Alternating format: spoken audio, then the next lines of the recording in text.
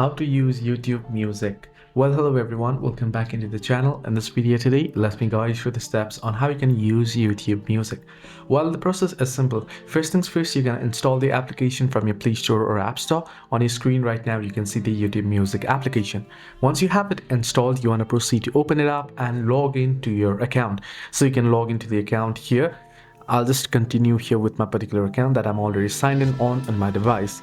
So here you can see you can enable notifications, but I won't.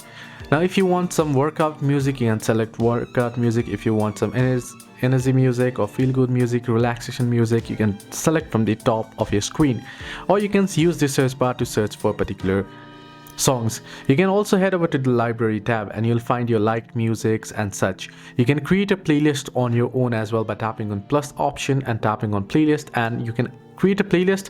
Once you have created the playlist, what you can do is you can head over to the song, tap on three dots, and you can save it to library. So that's simple. If you want to upgrade, tap on the upgrade tab at the bottom right corner and you can get music premium. If it is your first time, you can try it for free, and after that you'll be charged $3.89 per month.